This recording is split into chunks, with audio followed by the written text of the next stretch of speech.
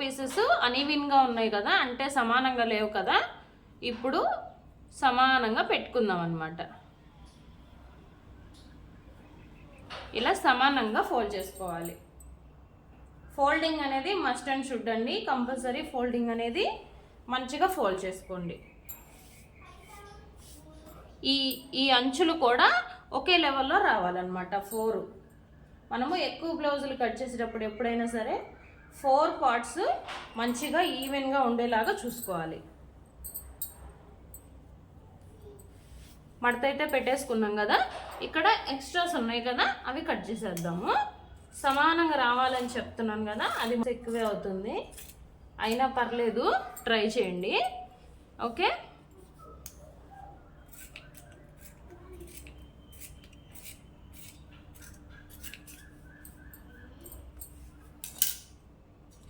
ఇప్పుడు వచ్చేసి మనము జస్ట్ ఒక 1/2 ఇంచు ఈ విధంగా లైన్ డ్రా చేసుకోవాలి.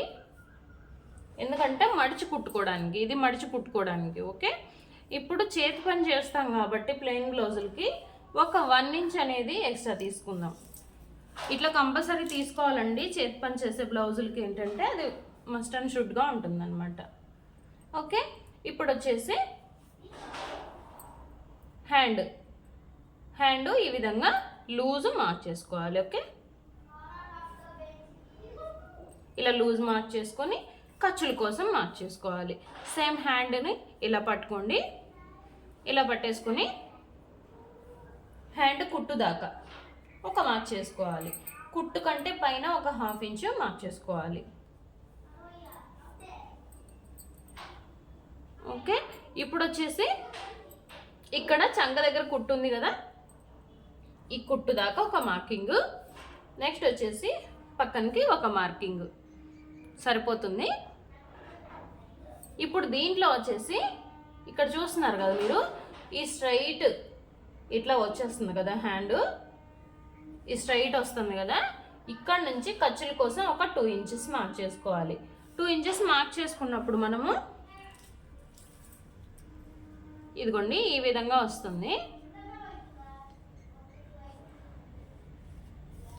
నేను హాఫ్గా సమానంగా ఫోల్డ్ చేయకుండా నేను ఈ విధంగా ఎందుకు వదిలేశాను అంటే, ఒకవైపే మనకి అతుకులు అనేవి పడతాయి, ఇటు సైడే మనకు అతుకులు పడతాయి, ఇటు సైడ్ పడవండి. ఎందుకంటే ఒకవైపు అతుకు వచ్చేది ఏదో ఒకవైపే వస్తుంది అనమాట. ఇంత పీస్ అనేది మనం ఇటువైపే అటాచ్ చేసుకోవాలి. ఓకే, అందువల్ల నేను హాఫ్కి ఫోల్డ్ చేయకుండా ఇట్లా కొంచెం వదిలేసుకొని ఫోల్డ్ చేశాను అనమాట. ఇక్కడ నుంచి ఇట్లా కర్వ్ షేప్ తీసేయాలన్నమాట. హ్యాండ్స్ కట్ చేసేటప్పుడు జాగ్రత్తగా కట్ చేయండి. ఇప్పుడు మనకి 4 ఫోల్డింగ్ అంటే 4 బ్లౌజ్ పీసెస్ కాబట్టి ఇవి మొత్తం వచ్చేసి ఇవి 4 4 8, ఇవి 8 16 వస్తాయండి మొత్తం పొరలు వచ్చేసి. కాబట్టి కత్తెరకి కొంచెం స్ట్రెస్ ఎక్కువగానే ఉంటుంది, చేతికి కూడా మనం స్ట్రెస్ ఎక్కువగానే పెట్టాలి. జాగ్రత్తగా కట్ చేసుకోండి.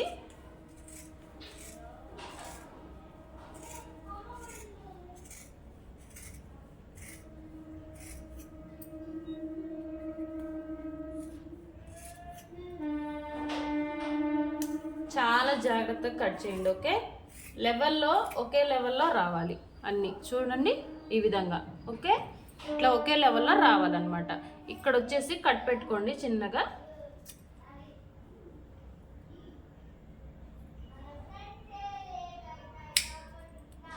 చూసారుగా ఎంత గట్టిగా తెగుతుందో. చాలా జాగ్రత్తగా చిన్న కట్ అనేది పెట్టుకోండి. అన్నిటికీ రావాలన్నమాట కట్ అనేది. ఒక్కదానికి పోయినా మళ్ళీ మనము మార్క్ చేసుకుని సెట్ చేసుకోవాలన్నమాట. ఓకే, ఇక్కడ ఎక్స్ట్రా ఉన్న పార్ట్ని తీసేస్తున్నాను. ఓకే, ఈ విధంగా హ్యాండ్స్ అయితే కట్ చేసుకోవాలి మనం. ఇప్పుడు లోతు ఎలా తీసుకోవాలనేది చూపిస్తాను మీకు. ఇక్కడ చూసారు కదా, ఇటు సైడ్ లోతు తీసుకుందాం. ఓకే, లోతు తీసుకున్న వైపు చిన్నగా ఇలా కట్ పెట్టుకుంటే మనకి ఇది లోతు సైడ్ అనేది బాగా గుర్తుండిపోతుంది అనమాట. హ్యాండ్స్ అనేది మనకి వచ్చేసినాయి కాబట్టి ఏ పీస్కి ఆ పీస్ తీసేసుకొని బ్లౌజ్ పీసెస్లో పెట్టేసుకోవాలి.